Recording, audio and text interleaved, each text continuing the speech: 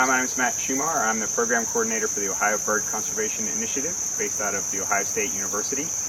I work on a lot of outreach programming and collaborative conservation efforts with our partners throughout the state. This includes park districts like here in the Peewee parks, groups like Audubon, the Nature Conservancy, state and federal wildlife agencies. So we work on conservation statewide and regionally. I also collaborate with groups like the Appalachian Mountain Joint Venture and broader initiatives. And so today we're here hoping to talk a little bit about birding and fall migration. It's quiet right now. For a lot of people aren't really tuned in, but migration is happening already. One of our programs is called Lights Out, and this is an effort to mitigate bird mortality in urban areas during migration. It's actually one of the leading causes of mortality and bird population declines. So we work with building owners and managers in downtown areas to reduce lighting and reflective glass. So we work with them to try to update building codes so that they're using less glass, so that they're using bird-friendly glass in their construction. And we monitor downtown areas of cities of Ohio throughout spring and fall. We just started our fall migration monitoring in Columbus about 2 weeks ago, and today was the first day of monitoring in Cleveland. So we have volunteers that walk around these downtown areas every morning looking for birds that have collided with buildings. Last year, spring and fall combined, we found over 4,100 birds in downtown areas of Ohio.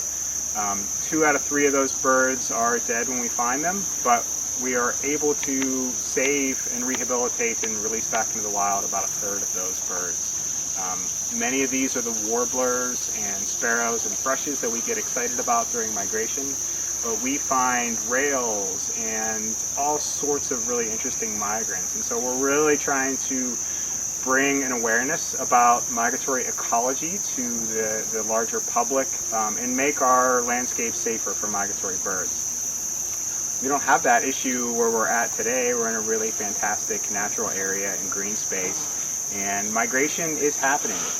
This year is going to be really good for some eruptive species like red-breasted nuthatch. We're already getting really wide reports of red-breasted nuthatch being reported throughout the state of Ohio. This is a rare breeder for the state. We only have a few locations that are deep enough woods or high enough elevation or latitude where the species nests. Most of them go to Canada and areas a little bit farther north to breed. But we do get them during the winter time. You may have seen red-breasted nuthatch at your feeders. They're a little bit smaller than the common white-breasted nuthatch, and they do have that buffy, rosy throat patch and breast, and that really nasal toot, that and we're already hearing that throughout Ohio. And so with the food availability in northern locations, we get these eruption years where large numbers of birds are moving farther south to overwinter, and we're already seeing red-breasted nuthatches everywhere. In years where we've seen red-breasted nuthatches in large numbers in August, that usually means we're going to get a lot of red-breasted nuthatches during the winter. So that's one to look out for at your feeders. And hopefully this morning we might hear the nasal toots of the red-breasted nuthatch. It's pretty quiet right now. We're hearing mostly cicadas and other insects. But there were some birds flying around. We had belted kingfisher out here a few minutes ago, and quiet but very visible were the northern rough-winged swallows that were skimming over the water here and foraging. Most of them are done breeding. We're in that quiet transition between the breeding season and migration. So we still have some late breeders. I do some bird banding as well. And yesterday we were banding and we caught very recently fledged indigo bunting. The bird was still just a few days out of the nest. So they're still making babies. It's still going on, but birds are coming from the north. Our volunteer crews in downtown Columbus have already found Tennessee, Nashville, Blackburnian, and mourning warblers. Most of those species don't nest here in Ohio. They're boreal breeding species that just pass through here on their way to South America.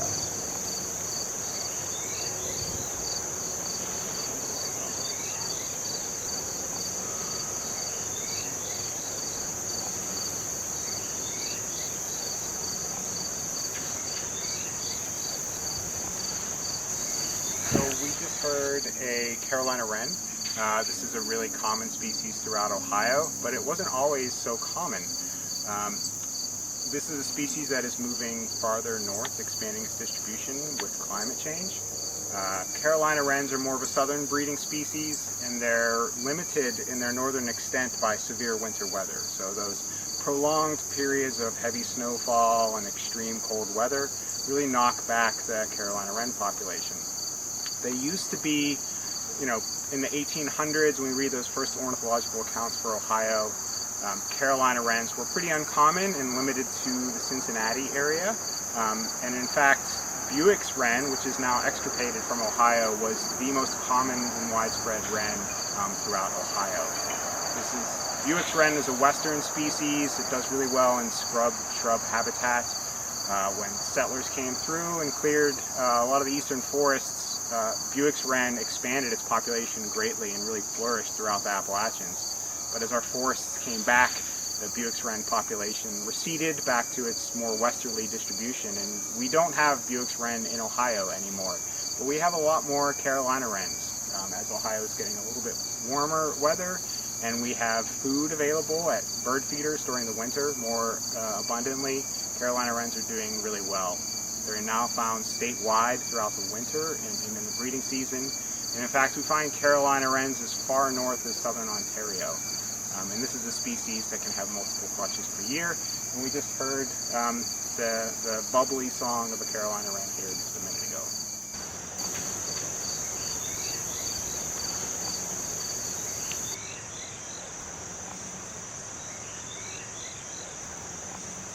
Wrens in general are really chatty and pretty aggressive, and so house wren, Carolina wren, Peewee's wren, even winter wren all have kind of their own unique aggression chatter, and you hear it a lot as broods fledge and you get little family groups moving around. They move around like these little grumpy mobs, and they just always seem to be angry about something. But they're just really territorial, really aggressive, and it can be a lot of fun to learn all these additional vocalizations. So not just the song, that tea kettle, tea kettle, tea kettle that everybody sort of learns as the first, but that's what we call song. But there are calls and chip notes and lots of other vocalizations types. So as you dive into birding more, it really is a joy, and sort of levels you up into more intermediate and advanced birding to start learning all of these other vocalization types. This song is really unusual for this Carolina wren. It could be a younger bird.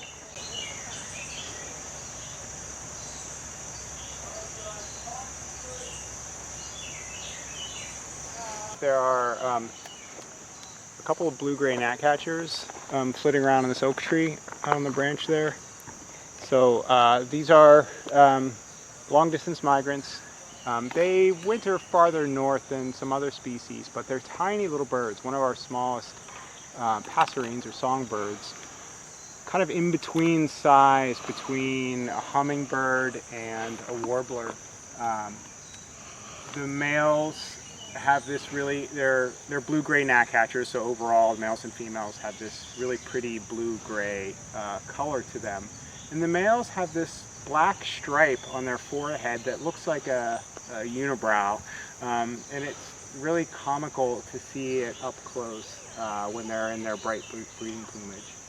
It's a pretty unique plumage coloration.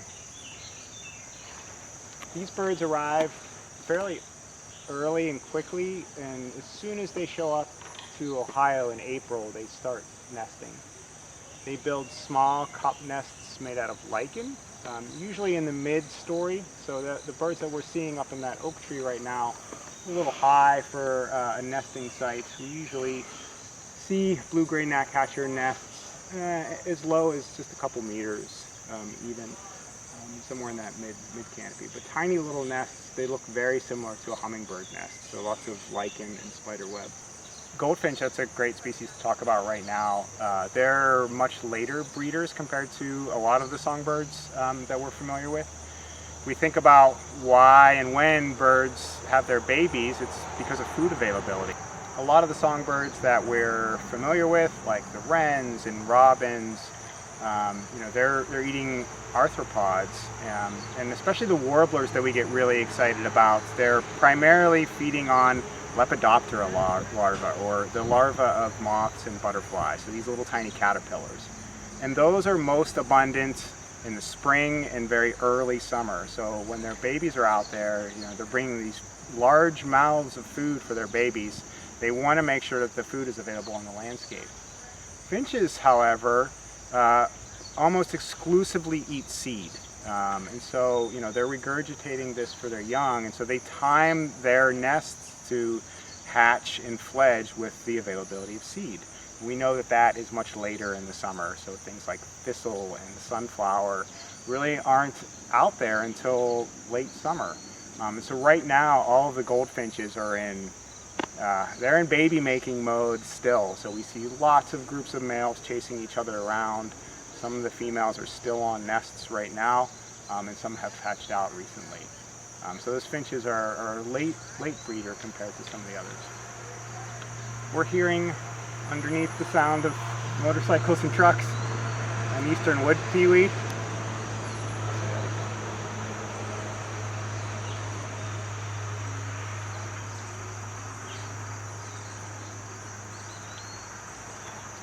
So the eastern wood peewee is singing from the top of that tree. Its song is its namesake, so peewee. They are canopy nesters. They're a fairly common forest breeding bird, so we get them even in small forest patches. They're pretty common throughout Ohio, but are most abundant in larger extensive forests. In southeastern Ohio, you really hear peewee songs everywhere. They love to nest in the upper parts of the canopy, so their nest can be incredibly difficult to find. They're all the way up there in the tops of these oak trees. One of our larger flycatchers that overwinters in South America.